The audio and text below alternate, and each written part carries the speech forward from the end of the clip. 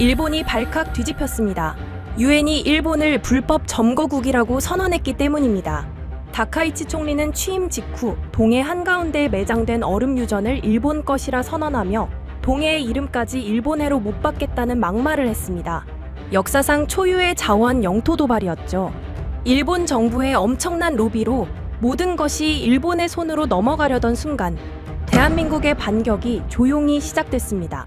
한국이 공개한 지도 단 한 장에 일본의 추악함이 전부 드러났고 국제사회는 큰 충격에 빠졌습니다.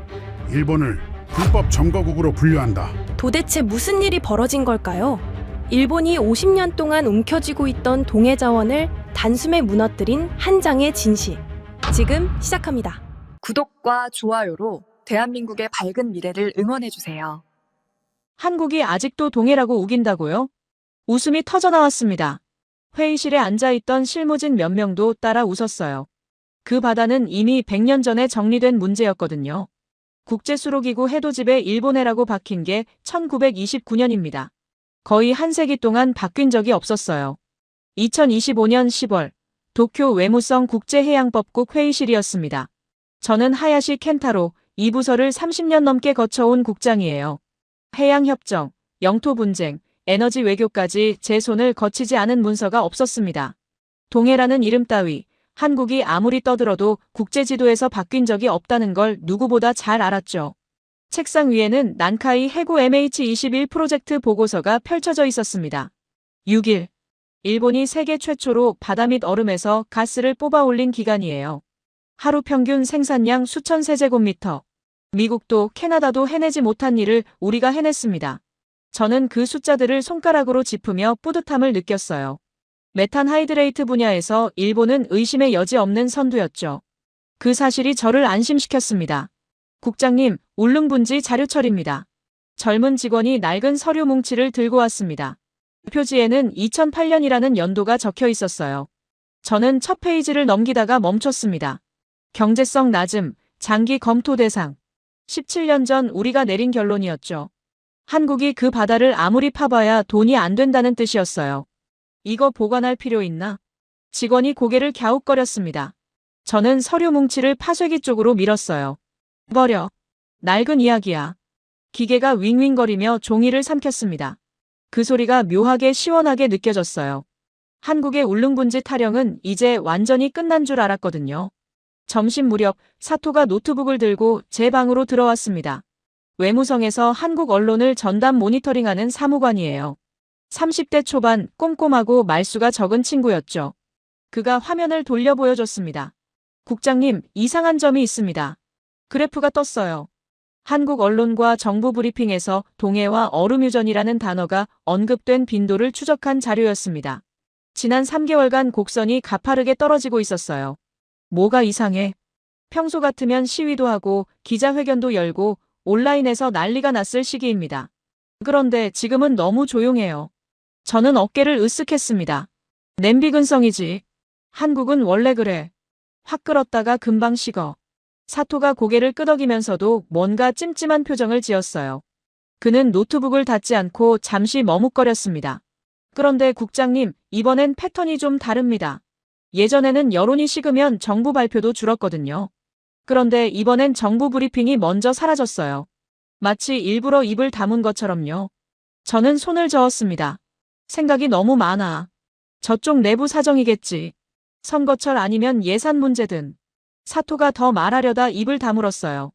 저는 그의 우려를 대수롭지 않게 넘겼습니다. 한국이 조용해진 건 결국 포기의 징조라고 해석했거든요. 30년 동안 그들의 패턴을 봐왔으니까요. 사토, 걱정 마. 저쪽이 조용하면 우리한테 좋은 거야. 그가 물러난 뒤 저는 창밖을 바라봤습니다. 도쿄의 빌딩 숲 너머로 바다가 보이지는 않았지만 머릿속에는 그 해역의 지도가 선명하게 그려졌어요. 일본해. 100년 넘게 국제지도에 박힌 이름이었습니다. 한국이 아무리 동해를 외쳐도 바뀐 적이 없었어요. 앞으로도 그럴 거라고 믿었습니다. 오후 3시쯤 내선 전화가 울렸습니다. 국장님, 총리실에서 문서가 내려왔습니다. 비서가 봉투를 들고 왔어요. 봉인을 뜯자 한 장짜리 메모가 나왔습니다. 다카이치 사나의 총리의 직인이 찍혀 있었죠. 에너지 안보를 명분으로 동해 전략을 재정비할 것. 울릉분지 포함. 저는 메모를 2번 읽었습니다. 총리실이 직접 지시를 내렸다는 건 이 문제가 단순한 외교 사안을 넘어섰다는 뜻이었어요. 다카이치 파벌은 최근 세를 급격히 넓히고 있었습니다. 강경 민족주의 노선을 밀어붙이는 그들에게 동해와 울릉분지는 좋은 카드였죠. 러시아와 중동발 에너지 위기 이후 자원을 확보하겠다는 명분은 어떤 강경책도 정당화시킬 수 있었거든요. 알겠습니다. 검토하겠습니다. 전화를 끊고 나서 저는 잠시 생각에 잠겼습니다. 총리실의 압박이 느껴졌어요. 이번 사안을 깔끔하게 처리해야 한다는 무언의 명령이었죠. 하지만 걱정은 되지 않았습니다. 한국은 이미 조용해졌고 협정과 국제법은 우리 편이었으니까요. 저녁 무렵 상황이 달라졌습니다. 정보국에서 긴급 보고가 올라왔어요. 사토가 다시 제 방으로 뛰어들어왔습니다.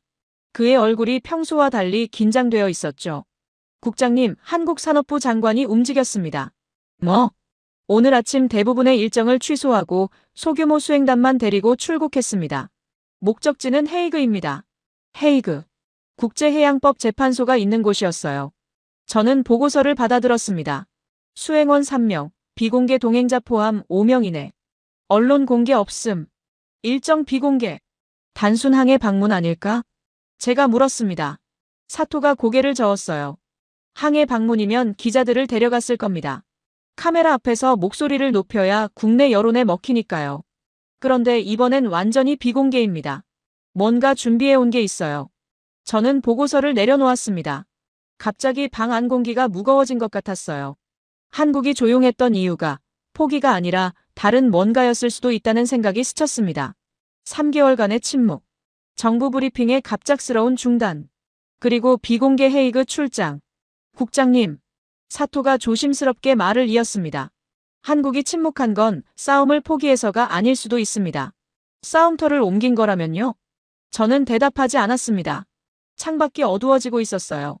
도쿄의 불빛들이 하나둘 켜지기 시작했죠. 하지만 제 머릿속에는 헤이그라는 단어가 맴돌았습니다. 국제해양법 재판소, 에너지 분쟁, 해양 경계. 설마 한국이 정면으로 판을 뒤흔들 생각인 걸까요? 저는 그 가능성을 머리에서 지우려 했습니다. 한국은 늘 그랬어요. 소란을 피우다가 결국 물러났죠. 이번에도 다르지 않을 거라고 스스로를 안심시켰습니다. 하지만 그날 밤 잠이 오지 않았습니다. 파쇄기에 넣었던 울릉분지 보고서가 자꾸 떠올랐어요. 경제성 낮음이라고 적힌 그 문장이요. 17년 전 우리가 내린 결론이 정말 맞았던 걸까요? 한국이 그 바다에서 우리가 보지 못한 뭔가를 찾았다면? 아니야. 그럴 리 없어. 저는 이불을 끌어올렸습니다. 내일이면 더 자세한 정보가 들어올 거였어요. 한국의 움직임이 뭐든 우리가 대응할 시간은 충분했습니다. 협정은 우리 편이고 국제 지도에는 여전히 일본해라고 적혀 있었으니까요. 그때는 몰랐습니다. 그 침묵이 폭풍전의 고요였다는 걸요. 사흘이 지났습니다. 한국 산업부 장관의 헤이그 출장 이후 외무성 내부 분위기가 묘하게 달라졌어요. 복도에서 마주치는 직원들의 눈빛이 어딘가 불안해 보였습니다. 아직 구체적인 정보는 없었지만 뭔가 심상치 않다는 느낌이 건물 전체에 퍼져 있었죠. 오전 10시 차관실에서 호출이 왔습니다. 하야시 국장, 지금 올라와. 야마모토 차관의 목소리가 평소와 달랐어요. 급한 일이 생겼을 때 나오는 톤이었습니다. 저는 서류 가방을 챙겨 엘리베이터에 올랐어요. 차관실 문을 열자 야마모토 차관이 창가에 서 있었습니다. 60대 초반, 외무성에서 35년을 버틴 노련한 관료였죠. 그의 손에는 얇은 서류 뭉치가 들려 있었어요. 앉아. 저는 소파에 앉았습니다. 차관이 서류를 테이블 위에 내려놓았어요. 한국이 국제해양법 재판소와 유엔에 제출한 문서 목록이야. 어젯밤 우리 쪽 라인에서 입수했어. 저는 첫 페이지를 넘겼습니다. 울릉분지 단독개발계획 환경영향평가서, 해양경계 재검토 요청서. 예상했던 내용들이었어요. 하지만 네 번째 항목에서 손이 멈췄습니다. 레비아탄? 코드명이야.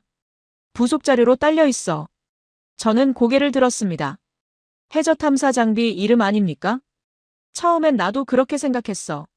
단순한 탐사 프로젝트명이려니 했지. 그런데 아니더군. 차관이 다른 서류를 꺼냈어요. 비고란에 적힌 문구가 눈에 들어왔습니다. AI 기반 3D 지층 스캔 데이터 탐사일자. 2024년 5월 12일. 울릉분지 수심 약 2000m 지점.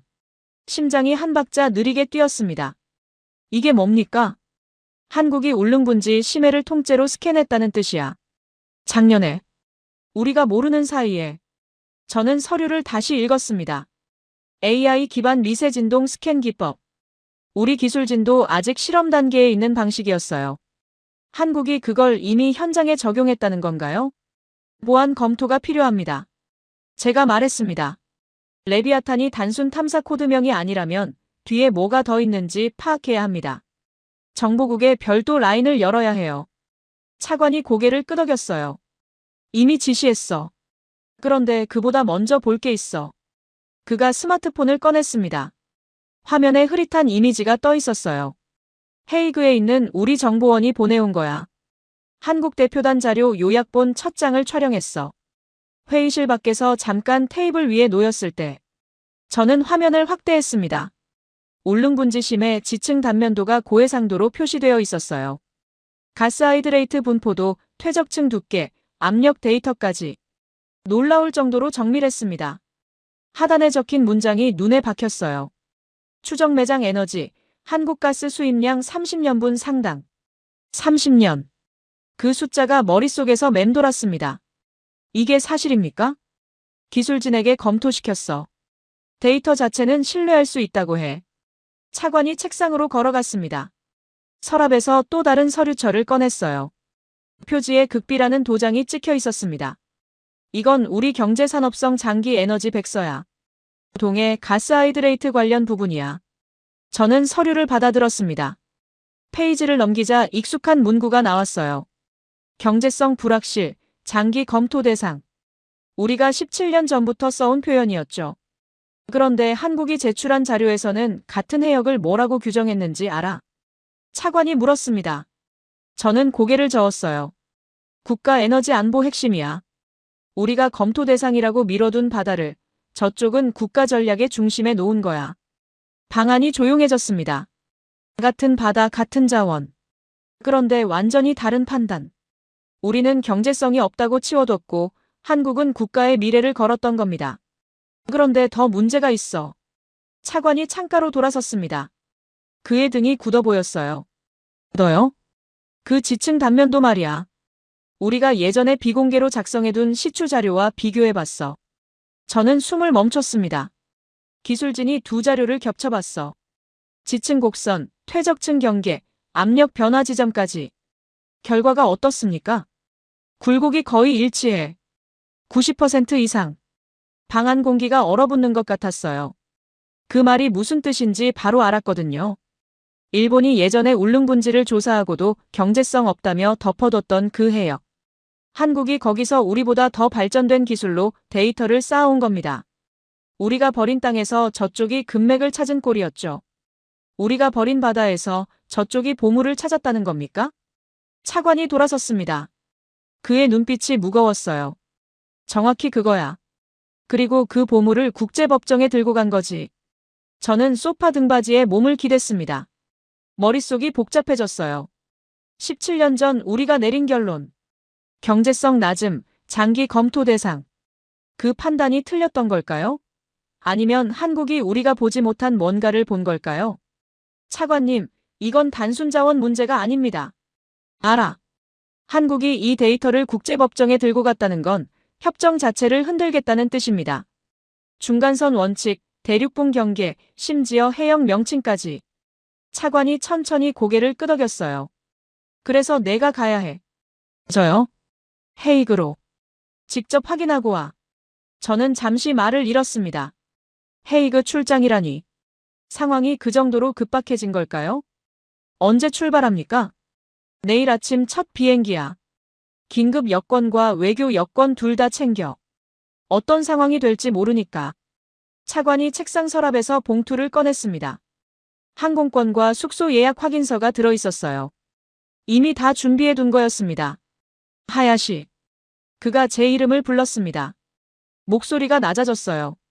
협정을 방패로만 쓰던 시대가 끝날 수도 있어. 한국이 지금 들고 나온 건 자원만이 아니야. 우리가 100년 동안 유지해온 구조 자체를 건드리는 거야. 저는 봉투를 받아들었습니다. 손이 미세하게 떨렸어요. 그걸 숨기려고 주먹을 쥐었습니다. 알겠습니다. 가서 확인하겠습니다. 차관실을 나오면서 복도가 평소보다 길게 느껴졌습니다. 엘리베이터 버튼을 누르는 손가락이 축축했어요. 레비아탄. 그 이름이 머릿속에서 떠나지 않았습니다. 사무실로 돌아오자 사토가 기다리고 있었습니다. 국장님, 무슨 일입니까? 안색이 안 좋으세요. 저는 대답 대신 책상 서랍을 열었어요. 여권 2개를 꺼내 가방에 넣었습니다. 내일 헤이그로 간다. 헤이그요? 갑자기요? 한국이 뭔가 들고 왔어. 우리 생각보다 훨씬 큰 거야. 사토의 얼굴이 굳었습니다. 레비아탄 말입니까? 알고 있었어? 이름만요. 한국 쪽 통신에서 몇 번 잡혔는데 단순 탐사 프로젝트인 줄 알았습니다. 저는 고개를 저었어요. 아니야. 탐사가 아니라 전략이야. 저쪽이 그 바다를 어떻게 보고 있는지 우리가 완전히 잘못 읽었어. 사토가 뭔가 더 물으려 했지만 저는 손을 들어 말렸어요. 자세한 건 나도 아직 몰라. 가서 직접 봐야 해. 그날 밤 저는 짐을 꾸리면서 창밖을 바라봤습니다. 도쿄의 불빛들이 평소처럼 반짝였지만 어딘가 다르게 보였어요. 한국의 침묵이 포기가 아니었다는 걸 이제야 깨달았습니다. 그들은 조용히 준비하고 있었던 겁니다. 30년. 한국이 그 바다에서 찾아낸 에너지의 규모. 90%. 우리 비공개 자료와 일치하는 지층 데이터. 2024년 5월 12일. 우리가 모르는 사이에 완료된 심해 스캔. 숫자들이 머릿속에서 맴돌았습니다. 이 판이 우리 생각보다 훨씬 크게 움직이고 있었어요. 협정과 관례로 막을 수 있는 수준이 아니었습니다. 비행기 티켓을 다시 확인했습니다. 내일 아침 6시 50분, 하네다발 암스테르담 경유 헤이그행. 레비아탄. 성경에 나오는 바다 괴물의 이름이었죠. 한국이 왜 그 이름을 붙였는지 그때는 알지 못했습니다. 헤이그에 도착한 건 다음 날 오후였습니다. 암스테르담에서 환승해 스키폴 공항을 빠져나오니 네덜란드 특유의 흐린 하늘이 펼쳐졌어요. 택시를 타고 1시간쯤 달리자 평화궁의 첨탑이 보였습니다. 붉은 벽돌과 화강암으로 지어진 고풍스러운 건물이었죠. 국제사법재판소와 국제해양법재판소가 함께 있는 곳이에요. VIP 출입증을 목에 걸고 정문을 통과했습니다. 일본 외무성 국제해양법국장이라는 직함이 적힌 명찰이었어요. 경비원이 고개를 숙이며 길을 안내했습니다. 한국 대표단은 도서관 지하 열람실에 있습니다. 지하라는 말에 살짝 의아했어요. 보통 중요한 회의는 본관 회의실에서 열리거든요. 저는 계단을 내려가며 주변을 살폈습니다. 복도가 좁고 조명이 어두웠어요. 오래된 문서 냄새가 났습니다. 열람실 문을 열자 예상과 다른 광경이 펼쳐졌습니다. 넓은 테이블 위에 해저 지질도가 펼쳐져 있었어요. 노트북 세대가 켜져 있었고 벽면에는 프로젝터로 데이터가 투사되고 있었습니다. 그런데 사람은 고작 4명뿐이었어요. 도쿄에서 출발할 때 예상했던 대규모 법률팀은 어디에도 없었습니다. 어서 오세요, 하야시 국장님. 한국어로 인사가 들려왔습니다.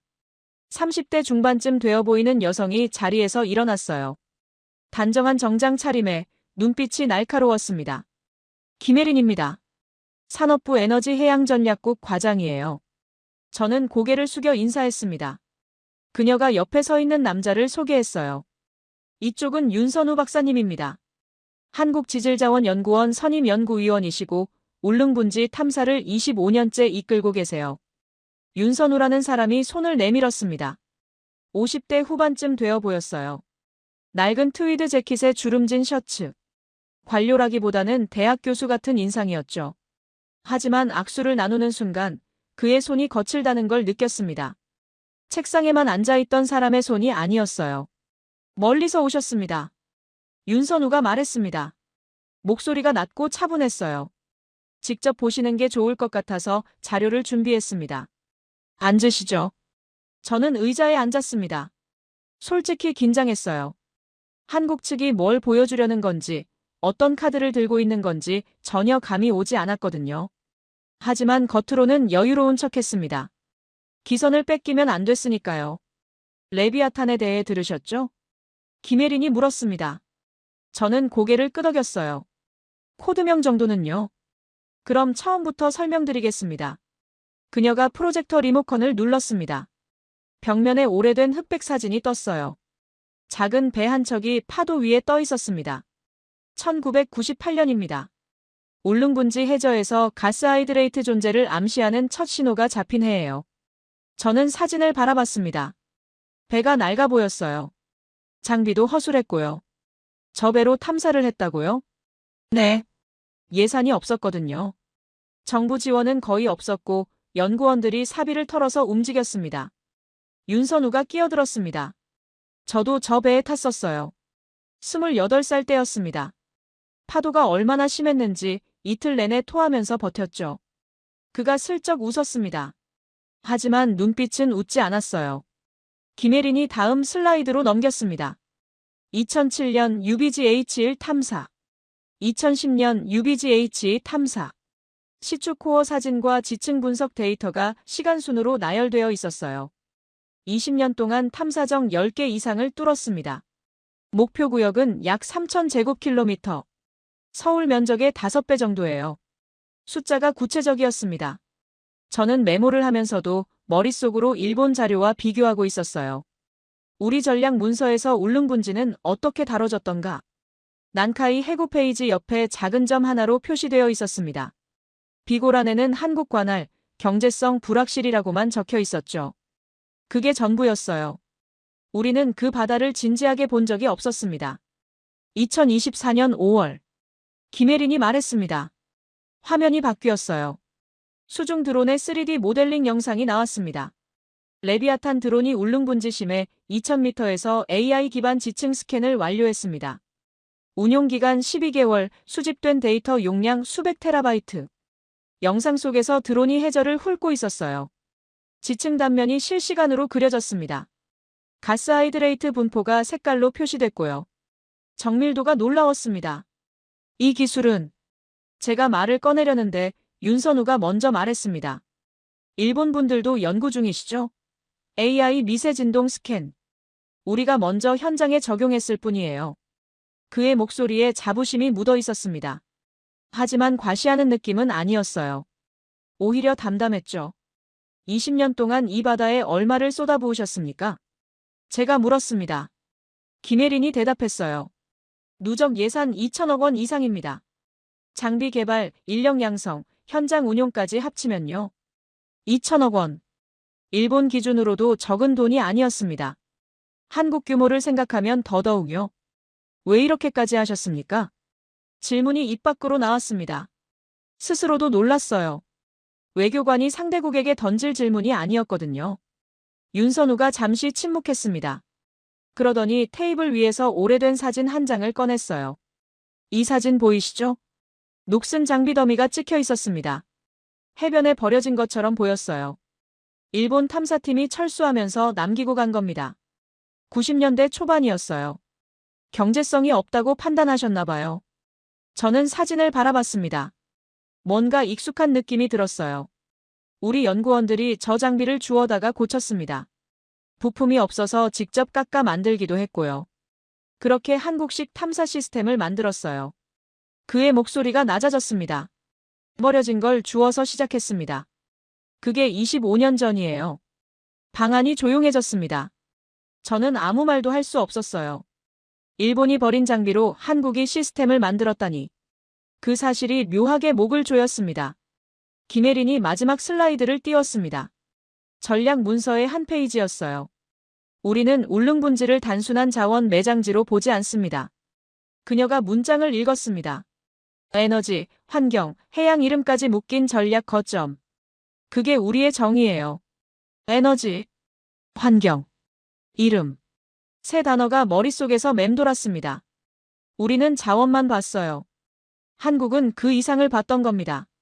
하야시 국장님. 윤선우가 말했습니다. 솔직히 여쭤볼게요. 일본은 이 바다를 어떻게 보셨습니까? 저는 대답하지 못했습니다. 머릿속에 일본 전략 지도가 떠올랐어요. 난카이 해구는 크게, 울릉분지는 작은 점으로. 우리에게 그 바다는 빈칸이었습니다.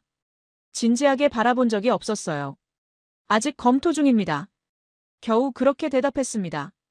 거짓말이라는 걸 저도 알았어요. 상대도 알았을 겁니다. 열람실을 나오면서 발걸음이 무거웠습니다. 복도가 더 어둡게 느껴졌어요. 계단을 올라가는 동안 윤선우의 말이 계속 귓가에 맴돌았습니다. 버려진 걸 주워서 시작했습니다. 그 문장이 가슴에 박혔어요. 우리가 버린 바다에서, 우리가 버린 장비로 한국은 25년을 버텼습니다. 그리고 이제 국제법정에 서 있었죠. 호텔로 돌아오는 택시 안에서 저는 창밖을 바라봤습니다. 헤이그의 거리가 스쳐 지나갔어요. 하지만 눈에 들어오지 않았습니다. 이 싸움은 단순한 자원 분쟁이 아니었습니다. 누가 이 바다를 진지하게 바라보았는가? 누가 이 바다에 시간과 돈과 사람을 쏟았는가? 그 질문에 대한 답이 결국 승패를 가를 거였어요. 그리고 그 답은 일본 쪽에 없었습니다. 첫 공개 변론은 이틀 뒤에 열렸습니다. 평화궁 본관 대회의실이었어요. 천장이 높고 벽면에는 각국 기증품들이 걸려 있었습니다. 스테인드 글라스 창으로 오후 햇살이 쏟아졌죠. 국제해양법 재판소 재판관 21명이 반원형 탁자에 앉아 있었어요. 그들 앞에 일본 측과 한국 측 대표단이 마주보고 자리했습니다. 저는 일본 측 수석 대표 자격으로 발언대에 섰습니다. 재판장님, 그리고 존경하는 재판관 여러분. 마이크가 제 목소리를 증폭시켰어요. 긴장을 숨기려 천천히 말했습니다. 일본은 오늘 동해, 아니 일본의 해역의 자원과 경계에 관한 명확한 입장을 제시하고자 합니다. 리모컨을 눌렀습니다. 벽면 대형 스크린에 지도가 떴어요. 난카이 해구, 동해, 울릉 분지가 하나로 연결된 일본의 전략 지도였습니다. 파란색으로 표시된 해역이 일본 열도를 감싸듯 펼쳐져 있었죠. 일본은 지난 수십 년간 이 해역들을 통합적으로 관리해 왔습니다. 난카이 해구에서 메탄 하이드레이트 생산 시험에 성공했고 동해 해저 지질 조사에도 참여했습니다. 슬라이드를 넘겼어요. 중간선 원칙 계산 결과가 나왔습니다. 국제해양법에 따른 중간선 원칙을 적용하면 울릉 분지 해역의 약 80%가 일본 측 관할에 포함됩니다. 이는 객관적인 지리적 계산의 결과입니다. 80%. 그 숫자를 강조했어요. 법률팀이 준비한 그래픽이 화면에 떴습니다. 해역을 둘로 나눈 선이 울릉도 가까이까지 내려와 있었죠. 따라서 일본은 울릉 분지를 일본의 장기 에너지 안보를 위해 반드시 확보해야 할 전략 자원으로 규정합니다. 이 해역의 개발권은 국제법에 따라 일본에 귀속되어야 합니다. 발언을 마치고 자리로 돌아왔습니다. 우리 법률팀 사람들이 고개를 끄덕였어요. 논리적이고 명확한 발표였다는 뜻이었죠. 저도 그렇게 생각했습니다. 중간선 원칙은 국제해양법의 기본이었으니까요. 한국 측 발언 순서가 왔습니다. 김혜린이 발언대에 섰어요. 어제 지하 열람실에서 봤던 그 날카로운 눈빛이었습니다. 하지만 목소리는 차분했어요.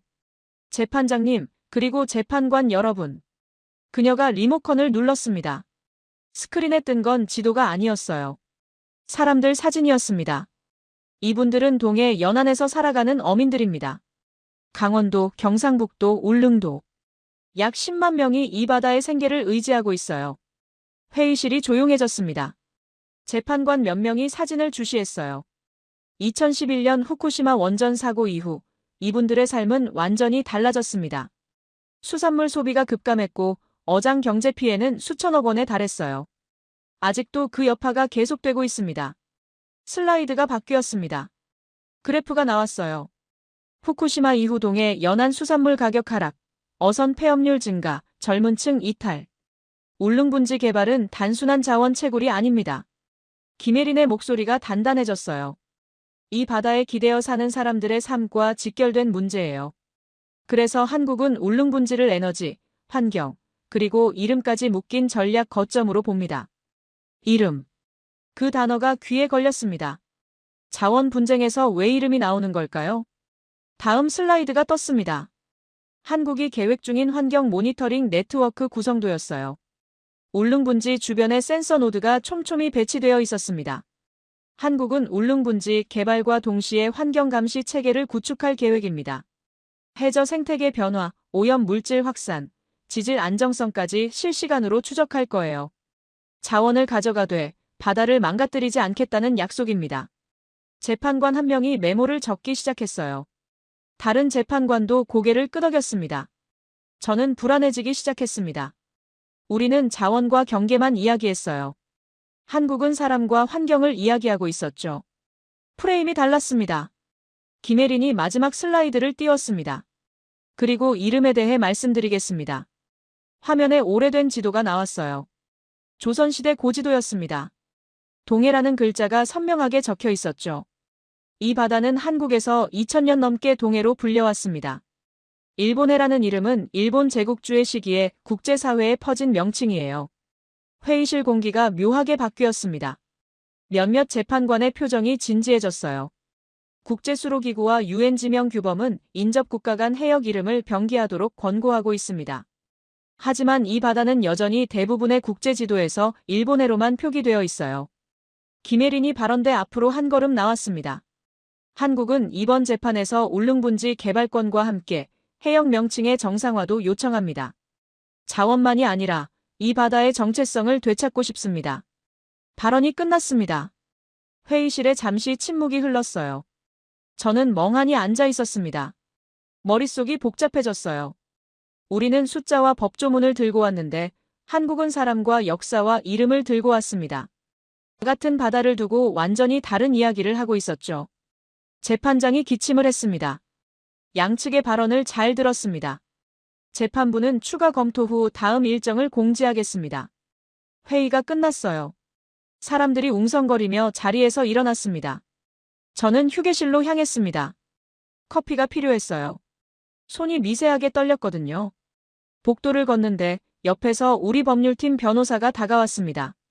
국장님, 발표 잘하셨습니다. 중간선 논리가 명확했어요.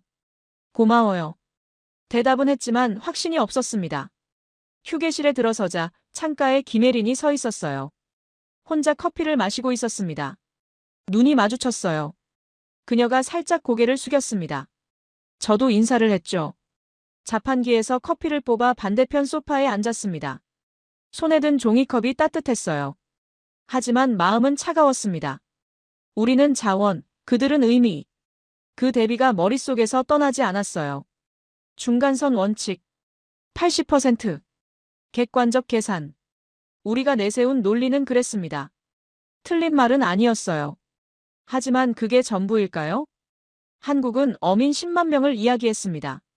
후쿠시마 이후의 고통을 이야기했어요. 환경보호계획을 내놓았고 2000년 된 이름을 되찾겠다고 했습니다.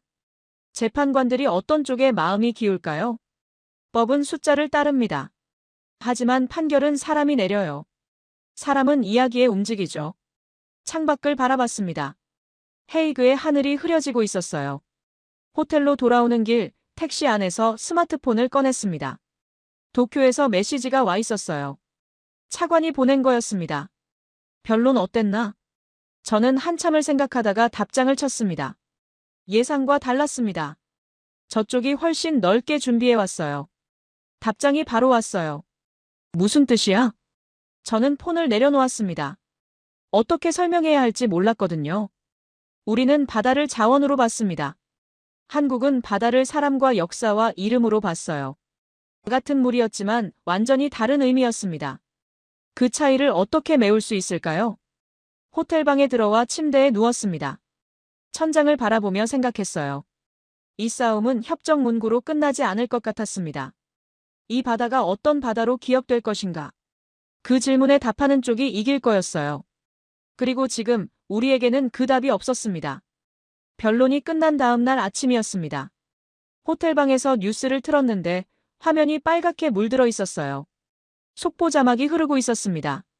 일본 해상자위대 함대, 동해 해역으로 출항. 커피잔을 내려놓았습니다.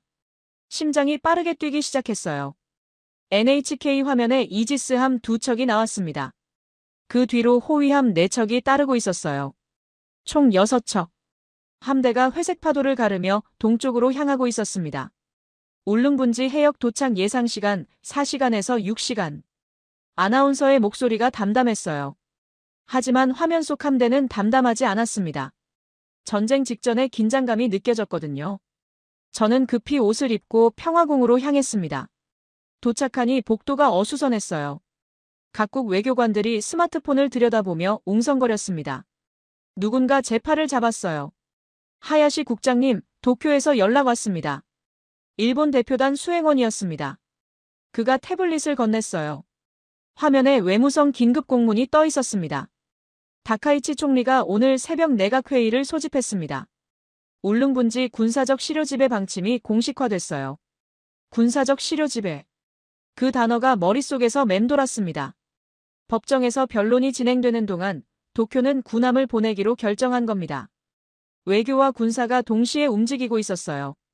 쿠리하라 작전통제국장이 직접 명령을 내렸다고 합니다. 함대 항로는 이미 설정됐고요. 저는 태블릿을 돌려줬습니다. 손이 떨렸어요. 재판부는 알고 있습니까? 아직 공식 통보는 안 됐습니다. 하지만 CNN과 BBC가 이미 보도하고 있어요. 복도 끝에 대형 모니터가 설치되어 있었습니다. 여러 방송 채널이 동시에 나오고 있었어요. NHK, CNN, BBC, 알자지라. 모두 같은 화면을 보여주고 있었습니다. 일본 함대가 동해를 향해 달리는 장면이었어요. 그런데 화면 하단 자막이 방송마다 달랐습니다. NHK는 일본의 얼음유전 해역이라고 썼어요. CNN은 동해 일본의 해역이라고 병기했고요. BBC는 처음에 일본해라고 썼다가 잠시 후 동해로 고쳐 썼습니다. 이름조차 통일되지 않은 바다. 그 바다로 군함이 가고 있었어요. 오전 11시쯤 상황이 더 복잡해졌습니다. 한국 대표단 쪽에서 소란이 일었어요. 김혜린이 급하게 어딘가로 전화를 걸고 있었습니다. 얼굴이 굳어 있었어요. 저는 복도에서 그녀와 눈이 마주쳤습니다. 그녀가 전화를 끊고 제게 다가왔어요. 하야시 국장님, 아셨겠지만 상황이 심각합니다. 알고 있습니다. 그런데 일본 함대만 움직인 게 아니에요. 그녀가 스마트폰 화면을 보여줬습니다. 해저 탐지 데이터가 떠 있었어요. 빨간 점 2개가 울릉분지 아래쪽에서 깜빡이고 있었습니다. 중국 핵잠수함입니다. 두 척이 심도 200m를 유지하면서 울릉분지 쪽으로 접근하고 있어요. 중국까지. 머리가 아파왔습니다. 일본은 수면 위에서, 중국은 수면 아래에서. 두 나라가 동시에 그 바다로 밀려오고 있었어요. 케이드릴은 어떻습니까? 제가 물었습니다. 김혜린이 잠시 침묵했어요. 아직 방어 모드는 아닙니다. 하지만 통제실에서 실시간으로 감시하고 있어요. 윤선우 박사님이 직접 지휘하고 계십니다. 그녀가 다시 전화를 걸러 돌아갔습니다. 저는 모니터 앞에 섰어요. 화면에는 동해 전체 지도가 떠 있었습니다. 일본 함대 6척이 북서쪽에서 내려오고 있었어요. 중국 잠수함 2척이 남쪽에서 올라오고 있었습니다. 그 한가운데에 시추선 한빛 1호와 K드릴 유닛 24기가 점으로 찍혀 있었어요. 거미줄처럼 배치된 K드릴 유닛들이 울릉분지 핵심 저장소를 둘러싸고 있었습니다.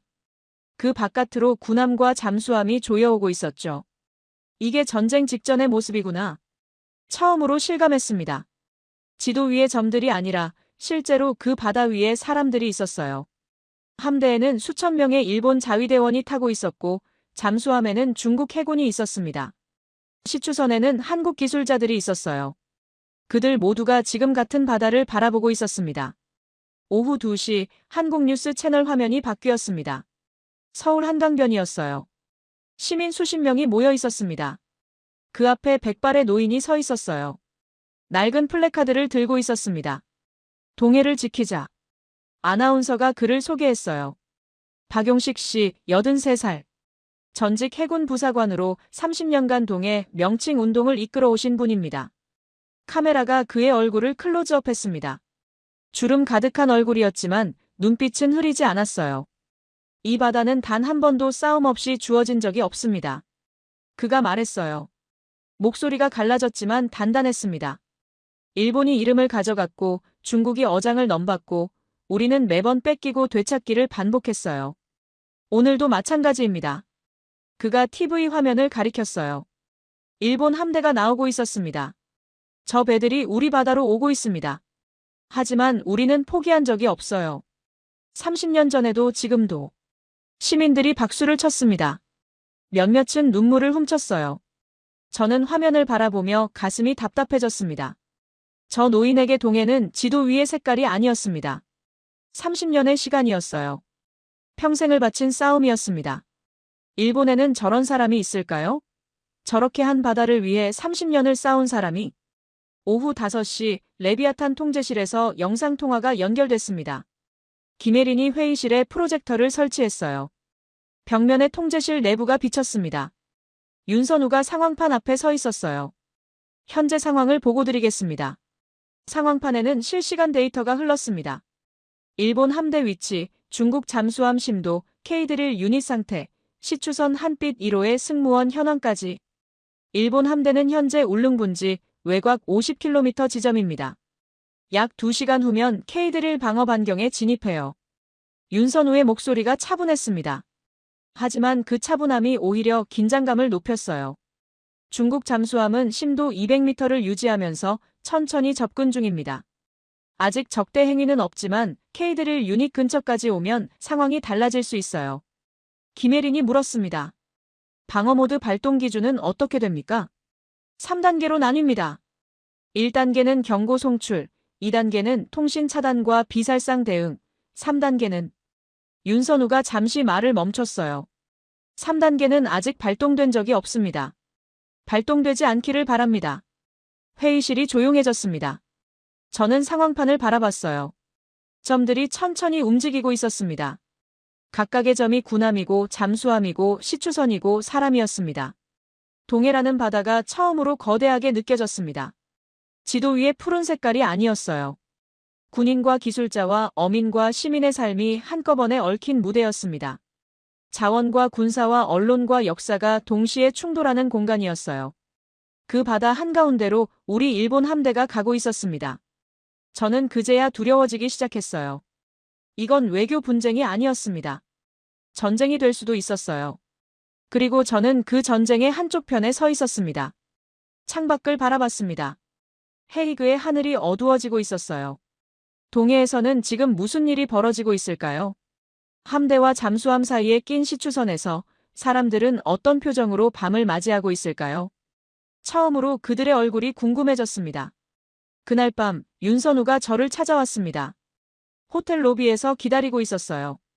어두운 색 코트를 입고 손에는 낡은 서류 가방을 들고 있었습니다. 하야시 국장님, 잠깐 시간 되십니까? 무슨 일입니까? 보여드릴 게 있어요. 직접 보셔야 합니다. 그의 눈빛이 진지했습니다. 평소의 차분함과는 다른 뭔가 결심한 사람의 표정이었어요. 저는 코트를 걸치고 그를 따라 나섰습니다. 택시를 타고 평화궁 쪽으로 향했어요. 하지만 정문이 아니라 뒤쪽 골목에서 내렸습니다. 윤선우가 작은 철문 앞에서 멈췄어요. 여기가 어딥니까? 도서관 별관 자료실입니다. 평소에는 출입이 제한되어 있어요. 그가 카드키를 찍었습니다. 문이 열리자 좁은 계단이 나왔어요. 지하로 내려가는 길이었습니다. 왜 저를 여기로 데려오시는 겁니까? 직접 보시면 압니다. 계단을 내려가는 동안 공기가 점점 차가워졌어요. 형광등 불빛이 희미하게 복도를 비췄습니다. 오래된 문서 냄새와 먼지 냄새가 섞여 있었죠. 복도 끝에 작은 방이 있었습니다. 윤선우가 문을 열었어요. 방 안에는 테이블 하나와 의자 2개가 있었습니다. 테이블 위에 두꺼운 서류철이 놓여 있었어요. 표지에는 레비아탄 프로젝트 설계 문서라고 적혀 있었습니다. 이게 뭡니까? K-드릴과 레비아탄 시스템의 설계 원본입니다. 한국 정부 기밀 문서예요. 저는 놀라서 그를 바라봤습니다. 왜 이걸 저한테 보여주시는 겁니까? 저는 일본 외무성 사람입니다. 알고 있어요.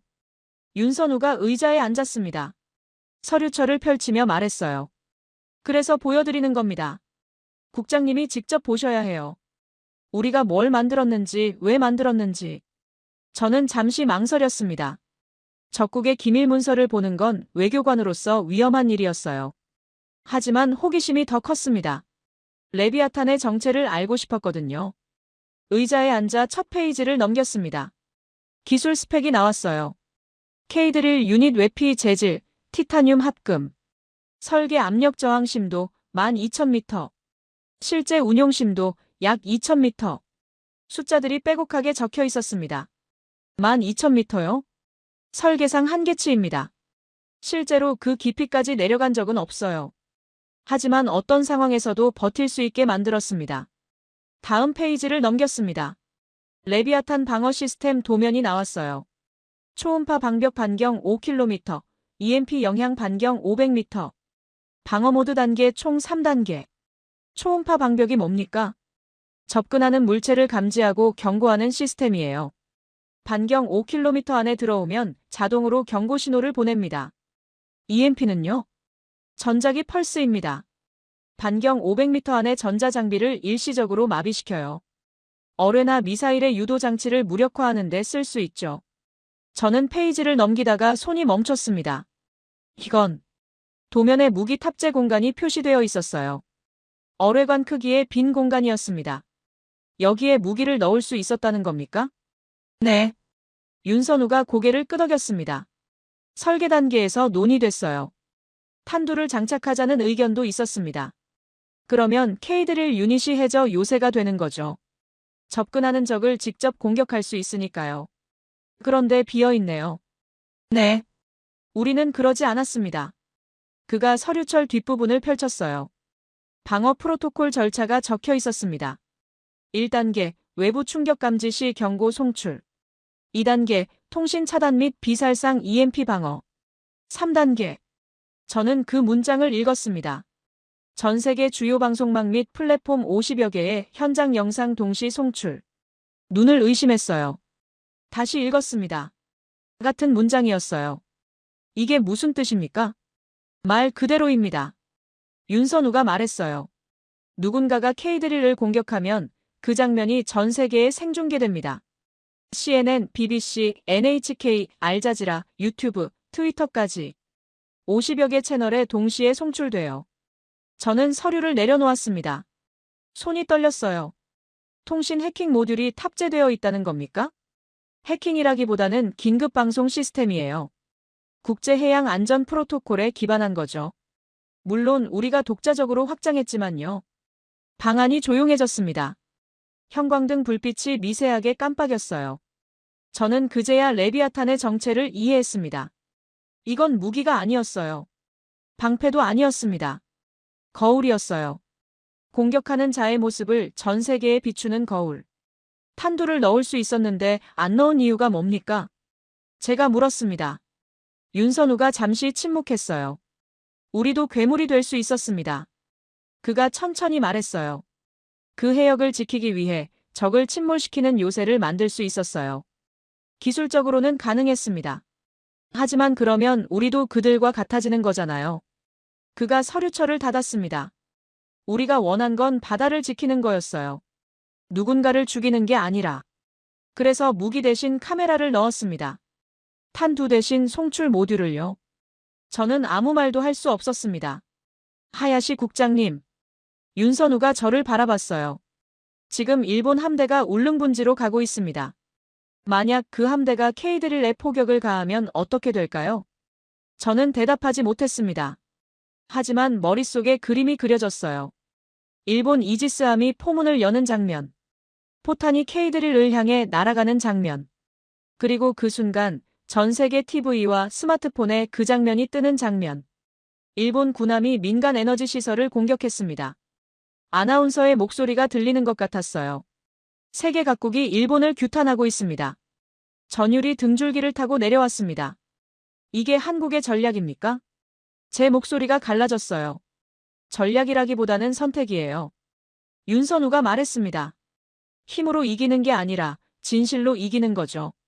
누가 먼저 괴물이 되는지를 세상에 보여주는 겁니다. 우리는 괴물이 되지 않기로 했어요. 상대가 괴물이 되도록 기다리는 거죠. 그의 목소리가 담담했습니다. 하지만 그 담담함이 더 무섭게 느껴졌어요. 저는 의자에서 일어났습니다. 다리가 후들거렸어요. 왜 이걸 저한테 보여주셨습니까? 국장님이 선택하실 수 있게요. 선택이요? 네. 이 방을 나가시면 두 가지 길이 있습니다. 도쿄로 돌아가서 함대 작전을 계속 지원하시든지 아니면 그가 말을 멈췄어요. 아니면요? 진실을 말하시든지. 방안이 다시 조용해졌습니다. 저는 서류철을 바라봤어요. 레비아탄 프로젝트 설계 문서라는 글자가 눈에 박혔습니다. 30년 동안 일본 외무성을 위해 일했습니다. 협정을 지키고 국익을 추구하고 지시를 따랐어요. 그게 제 삶이었습니다. 하지만 지금 그 삶이 흔들리고 있었어요. 우리가 지킨 건 협정이었을까요? 아니면 제국의 잔상이었을까요? 우리가 추구한 건 국익이었을까요? 아니면 탐욕이었을까요? 시간이 필요합니다. 겨우 그렇게 말했어요. 윤선우가 고개를 끄덕였습니다. 이해합니다. 하지만 시간이 많지 않아요. 함대가 K드릴 반경에 들어가기까지 몇 시간 안 남았습니다. 저는 방을 나왔습니다. 계단을 올라가는 동안 다리가 풀렸어요. 벽에 손을 짚고 겨우 걸었습니다. 밖으로 나오니 헤이그의 밤 공기가 차가웠어요. 하늘에 별이 떠 있었습니다. 저는 걸으면서 생각했습니다. 괴물이 되지 않기 위한 요새. 그 문장이 머릿속에서 떠나지 않았어요. 한국은 탄두 대신 카메라를 선택했습니다. 적을 침몰시키는 대신 진실을 송출하기로 했어요. 힘이 아니라 정직으로 싸우기로 한 겁니다. 그런데 일본은요? 우리는 함대를 보냈습니다. 포탄을 장전하고 있었어요. 괴물이 될 준비를 하고 있었죠. 호텔로 돌아오는 길, 저는 결심했습니다. 더 이상 이 편에 설 수 없었어요. 30년 동안 지켜온 것들이 무너지는 느낌이었지만 그래도 괜찮았습니다. 진실을 말해야 했어요. 그게 제가 할 수 있는 유일한 선택이었습니다. 다음 날 아침, 저는 도쿄에 전화하지 않았습니다. 대신 김혜린에게 연락했어요. 그녀는 놀라지 않았습니다. 마치 기다렸다는 듯이 짧게 대답했어요. 오후 3시, 평화궁 기자회견장입니다. 준비해드릴게요. 전화를 끊고 거울을 봤습니다. 낯선 얼굴이 비쳤어요. 30년 동안 일본 외무성을 위해 일한 사람의 얼굴이 아니었습니다. 뭔가 무너진 사람의 얼굴이었어요. 하지만 동시에 뭔가 새로 태어나려는 사람의 얼굴이기도 했습니다. 오후 2시 반, 평화궁에 도착했습니다. 기자회견장 앞 복도가 사람들로 가득 차 있었어요. 카메라맨들이 장비를 점검하고 기자들이 노트북을 펼치고 있었습니다. 40여 개국에서 온 언론이었어요. CNN, BBC, NHK, 알자지라, 로이터, AFP까지. 전 세계가 이 순간을 지켜보려 하고 있었습니다. 김혜린이 복도 끝에서 저를 기다리고 있었어요. 준비되셨습니까? 모르겠습니다. 솔직하게 대답했어요. 그녀가 살짝 웃었습니다. 괜찮아요. 진실을 말하는 건 준비가 필요 없으니까요. 그녀가 문을 열었습니다. 기자회견장 안으로 들어갔어요. 수백 개의 카메라 플래시가 터졌습니다. 눈이 부셨어요. 단상 위에 마이크가 놓여 있었고 그 뒤로 대형 스크린이 설치되어 있었습니다. 의자에 앉으려는데 다리가 후들거렸어요. 겨우 버티며 자리를 잡았습니다. 시작하겠습니다. 사회자가 말했어요. 회의장이 조용해졌습니다. 저는 마이크 앞에 섰습니다. 심장이 미친 듯이 뛰었어요. 하지만 입을 열었습니다. 저는 하야시 켄타로입니다. 일본 외무성 국제해양법 국장입니다. 플래시가 다시 터졌어요. 기자들이 펜을 들었습니다. 오늘 저는 일본 정부의 지시가 아니라 제 양심에 따라 이 자리에 섰습니다. 회의장에 웅성거림이 퍼졌어요. 일본 측 수행원 몇 명이 복도에서 당황한 표정으로 서로를 바라보는 게 보였습니다. 지난 수십 년간 일본은 울릉분지의 가치를 알고 있었습니다. 우리는 그 해역을 조사했고 시추 데이터를 확보했습니다. 하지만 그 정보를 숨겼습니다. 리모컨을 눌렀어요. 스크린에 지도가 떴습니다. 울릉분지 3D 지층도였어요. 이 데이터는 한국이 25년에 걸쳐 수집한 겁니다. 하지만 여기 표시된 지층 곡선의 상당 부분은 일본이 먼저 파악했던 내용과 일치합니다. 우리는 이 바다에 자원이 있다는 걸 알았어요. 그런데도 경제성이 없다고 발표했습니다. 기자들이 메모를 휘갈겼어요. 왜 그랬을까요?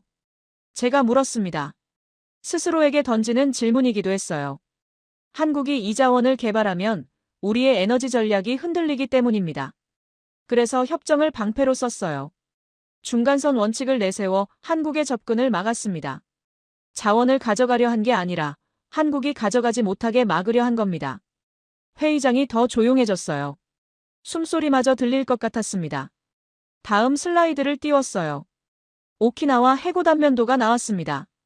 일본은 중간선 원칙을 주장했습니다. 하지만 이 단면도를 보세요. 오키나와 해구가 일본 열도와 울릉분지 사이를 끊고 있습니다. 지질학적으로 울릉분지는 일본이 아니라 한국 대륙봉과 자연스럽게 이어져 있어요. 지도 위에 빨간 선이 그려졌어요. 한반도에서 울릉분지까지 연결되는 대륙봉 경계선이었습니다. 우리는 이 사실도 알고 있었습니다. 하지만 무시했어요. 중간선이 우리에게 유리했으니까요. 저는 잠시 말을 멈췄습니다. 목이 메었어요. 그리고 이름에 대해 말씀드리겠습니다. 스크린이 바뀌었어요. 오래된 지도들이 나왔습니다. 18세기 유럽 지도, 19세기 미국 지도, 20세기 초 일본 지도. 이 바다는 원래 여러 이름으로 불렸습니다. 한국에서는 동해, 일본에서는 일본해, 유럽에서는 때로 조선해라고도 불렸어요. 하나의 이름으로 통일된 적이 없었습니다. 다음 지도가 떴어요. 1929년 국제수로기구 해돋이비였습니다. 1929년 국제수로기구가 처음으로 이 바다를 일본해로 단독 표기했습니다. 그 해가 어떤 해였는지 아십니까? 한국이 일본의 식민지였던 시기입니다. 한국은 국제기구에 목소리를 낼 수 없는 상태였어요. 회의장에 탄식이 흘렀어요. 일본해라는 이름은 국제적 합의의 결과가 아닙니다. 한쪽의 목소리가 지워진 상태에서 굳어진 이름이에요. IHO와 UN 지명 규범은 인접국가 간 해역 이름을 병기하도록 권고하고 있습니다. 하지만 이 바다에서는 그 원칙이 무시되어 왔습니다. 저는 마이크에서 한 걸음 물러섰어요. 저는 오늘 이 자리에서 요청합니다. 이번 재판에서 자원만이 아니라 이름도 바로잡아 주십시오. 이 바다를 동해라고 불러주십시오. 발언을 마쳤습니다. 회의장이 술렁였어요. 카메라 플래시가 쉴 새 없이 터졌습니다. 그때 연문이 열렸어요. 국제해양법 재판소 재판관단이 입장했습니다. 21명의 재판관이 반원형 탁자에 앉았어요. 의장이 마이크를 잡았습니다. 본 재판소는 울릉분지 및 인근 해역에 관한 판결을 내리고자 합니다. 회의장이 숨을 죽였어요. 첫째, 울릉분지 가스하이드레이트에 대한 한국의 단독 개발권을 인정합니다. 해당 면적은 약 3,000제곱킬로미터이며 추정 에너지 규모는 한국 연간 가스 소비량의 30년분에 해당합니다. 박수가 터졌어요. 한국 대표단 쪽에서 환호성이 들렸습니다. 둘째, 한국이 제시한 환경 모니터링 계획을 채택합니다. 울릉분지 개발은 해저 생태계 보호와 병행되어야 합니다. 의장이 서류를 넘겼어요. 다음 문장을 읽기 전에 잠시 멈췄습니다. 셋째, 회의장이 다시 조용해졌어요. 본 재판소는 해당 해역을 동해라 칭합니다. 본 결정문과 관련 문서에서 이 명칭을 사용합니다. 순간 시간이 멈춘 것 같았어요. 동해. 그 두 글자가 회의장에 울려 퍼졌습니다. 누군가 울음을 터뜨렸어요. 박수가 천둥처럼 쏟아졌습니다. 저는 단상에 서서 멍하니 그 광경을 바라봤어요. 눈앞이 흐려졌습니다. 눈물이 나오려는 걸 참았어요. 그때 벽면 모니터에 위성 화면이 떴습니다. 동해 해역 실시간 영상이었어요. 일본 해상자위대 함대 6척이 화면에 보였습니다. 그런데 뭔가 달랐어요. 함대가 방향을 틀고 있었습니다. 울릉분지를 향하던 뱃머리가 서서히 돌아가고 있었어요. 속도도 줄어들었습니다. 철수하는 거였어요. 회의장에 탄성이 터졌습니다. 일본 함대가 물러나고 있습니다. 누군가 외쳤어요. 카메라들이 일제히 모니터를 향했습니다. 다른 모니터에는 레비아탄 통제실 화면이 떴어요. 중국 핵잠수함 2척의 위치가 표시되어 있었습니다. 빨간 점들이 천천히 아래로 내려가고 있었어요. 중국 잠수함 심해로 잠항 중. 울릉분지 해역에서 이탈합니다. 윤선우의 목소리가 스피커로 흘렀어요. 판결 후 6시간도 되지 않아 함대와 잠수함이 모두 물러났습니다. 저는 의자에 주저앉았어요. 다리에 힘이 풀렸거든요. 끝났구나. 그 생각이 들었어요. 그때 스마트폰이 진동했습니다. 화면을 보니 한국뉴스 생중계 링크가 와 있었어요. 눌러봤습니다. 서울 한강변이었어요. 시민들이 모여 있었습니다. 그 앞에 박용식 노인이 서 있었어요. 그가 스마트폰을 들고 화면을 바라보고 있었습니다. 화면에는 판결문이 떠 있었어요. 하단에 자막이 흐르고 있었습니다. 해당 해역 동해. 노인이 스마트폰을 확대했어요.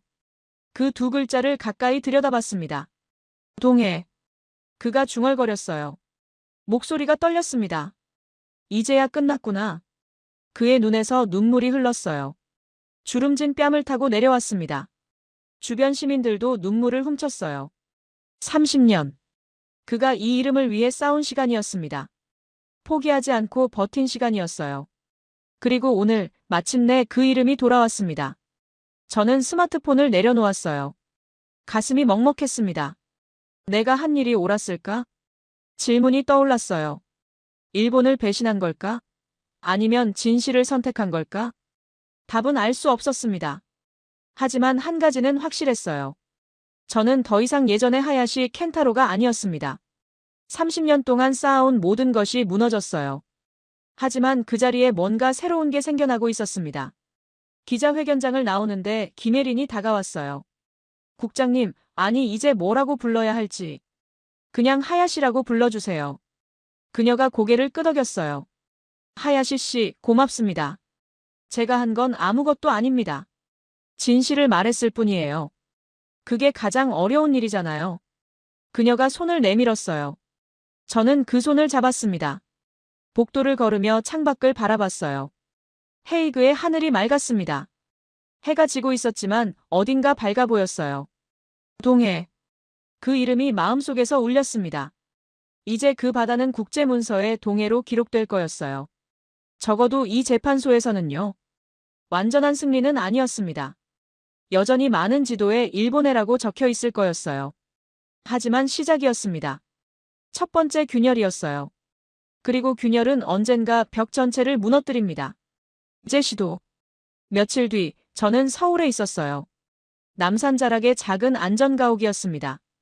한국 정부가 마련해준 곳이었죠. 창밖으로 서울 시내가 내려다 보였어요. 낯선 도시였지만 이상하게 편안했습니다. 아침 일찍 일어나 커피를 내렸어요. 창문을 열자 차가운 공기가 밀려들었습니다. 12월 초였어요. 헤이그에서의 기자회견이 마치 먼 옛날 일처럼 느껴졌습니다. TV를 켰어요. 아침 뉴스가 나오고 있었습니다. 오늘 역사적인 순간입니다. 동해 얼음유전에서 첫 상업 생산이 시작됩니다. 화면이 바뀌었어요. 시추선 한빛 1호가 떠 있었습니다. 파란 바다 위에 하얀 선체가 빛나고 있었죠. 갑판에서 사람들이 환호하고 있었어요. 초기 1일 생산량은 수만 세제곱미터 규모입니다. 한국 에너지 자립의 첫걸음이 시작됐습니다. 카메라가 선장을 비췄어요. 막하늘이었습니다. 헬멧을 벗고 환하게 웃고 있었죠.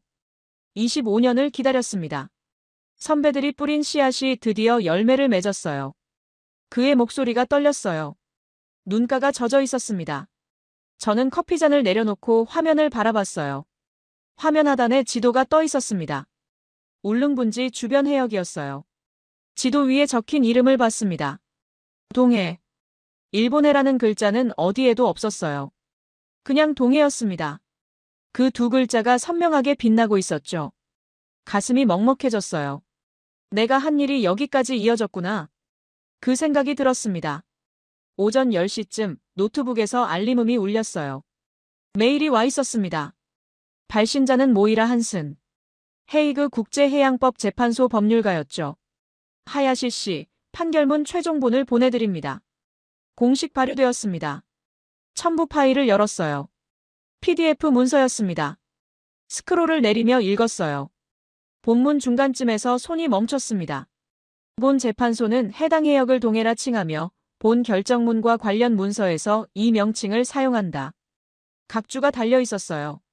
본 문서는 1998년부터 2024년까지 울릉분지 한국조사 데이터에 기반함.